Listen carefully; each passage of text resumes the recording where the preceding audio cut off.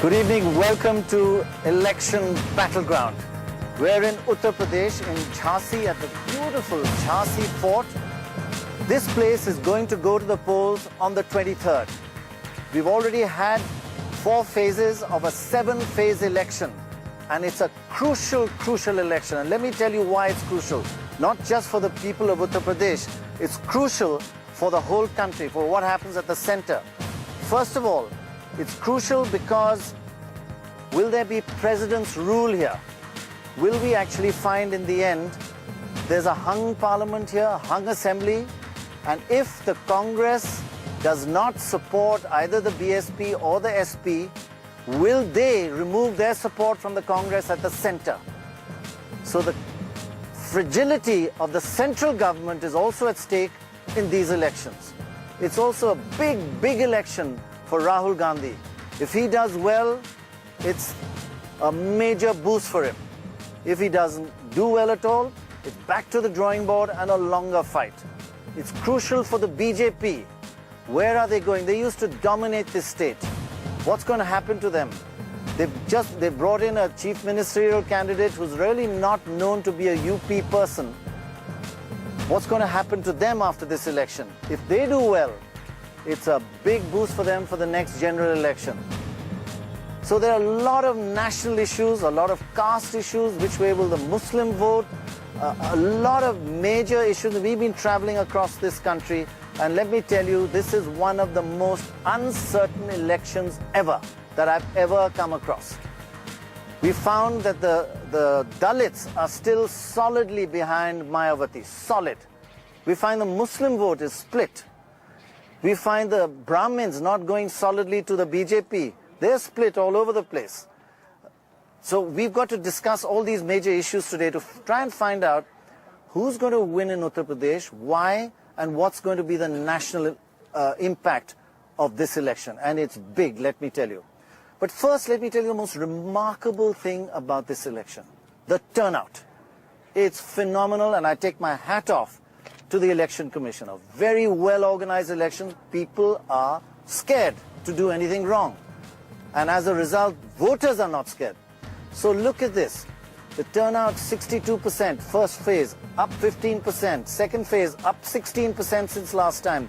You really don't see such increases normally. Third phase, up 15%. And this phase today, again, up 15%. Huge. Up 13%. These are remarkable figures. And a little bit of background. It's worldwide research has been done as to how does high turnout affect winnability. Nobody has come with any definite conclusion. But Dorab and I have just done a study that shows whenever there's high turnout in Uttar Pradesh, 77% of the sitting candidates lose. 77%. So high turnout is bad for incumbent MLAs. Let's have a look at the last election, just to remind you what was the last result like. Mayawati did phenomenally well. Nobody predicted it. She got 206 seats. That's just phenomenal. 206 to the Samajwadi Party in 97.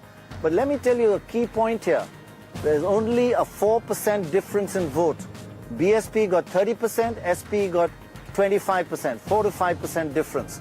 But look at, and double the seats. The BJP 51 down to 17%. It used to have 33% of the vote at one time. It's down to half. No Ayodhya, no major issue. It's floundering a little bit to hang on to something. And the Congress party, its worst performance ever, 9%. In the 50s and 60s and 70s, this was Congress territory. It's over now. Now finally, another very key issue in this election, is it all going to be about caste? It used to be thought that national parties would come in and talk about development, and the Congress and BJP would talk about how much they can do for the state, while the regional parties are more parochial. It's not happened in this election, in fact. It's the other way around.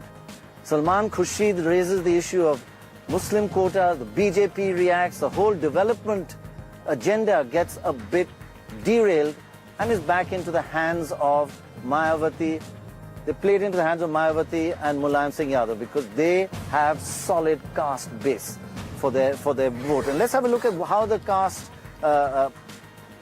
breakup lines up in Uttar Pradesh. This is what it looks like. We find the Brahmins are 11%. Now they used to be totally BJP. They are now not so much BJP. But some say last time they voted in larger numbers for Mayawati, not so much. So there's a slight drift away from Mayawati there. Other upper castes, 17%. A good solid base for the BJP out of that. Yadavs, totally with Mulayam Singh, 10%. Other OBCs, 11%. Everybody's fighting for that.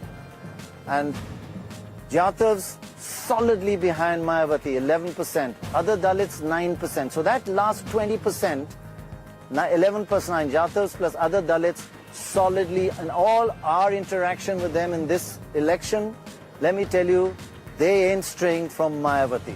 Don't believe what people are saying. They're solidly behind Mayawati at the moment. And the Muslims, 17%, well, they seem to be a little divided. They're voting for, I think, predominantly for Mulayam Singh Yadav. Quite a lot have shifted now to the Congress party. There's the Ulema, there's the Peace Party, and their individual Muslim candidates. So Muslim vote is fairly divided, much more so than last time, which will be a worry for Mulayam Singh Yadav. But Shekhar and Sudhendra Kulkarni and Dorab is with us. And we've also got with us from different parts of the country key players. We've got Salman Khurshid, a very important man in this election, a very mild gentleman, but has become very controversial. We've also got Shahid Siddiqui from the Samajwadi Party, very vocal, very active. And we've got Subhendra Bhatoria, your namesake, from the BSP, who must be pretty happy with what's going on so far, but still worried because getting back to the 30% vote that they had last time is going to be really, really tough. Dorab, what's the big question that comes to you right now? I think the big question is what happens if nobody's a clear winner. You know, it could have all kinds of implications if there isn't a clear winner, because the BJP is ideologically not in a position to support either the BSP or the SP. Right. The Congress has said we won't support anybody, which means, and there are 25 independents or so.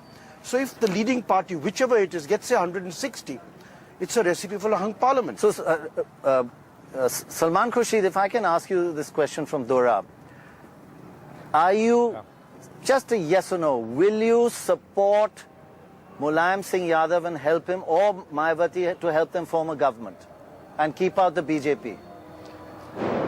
We haven't given a thought to this at all. We are fighting to win.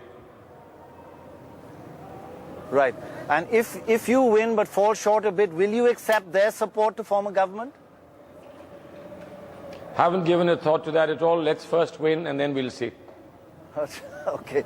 Now, the big worry is, I think that what Dorab was pointing, the national impact. If you do not support them, they may withdraw support from you at the center, and then you're putting the central government at risk. It's fragile right now anyway, with Mamta trying to leave it, wants a general election. Are you worried about losing this election, losing you the central government as well? We don't want to lose this election per se. We've been losing for too long, and I think it's time for change. We're not looking at anything else. We are not looking at how to run the central government. We are not looking at the next election. We are looking at this election and now, and we are pretty hopeful that we will do well. NDTV's cricket app, Android and iPhone. Fastest scorecard, special analysis, and much more. Download free. NDTV.com/apps.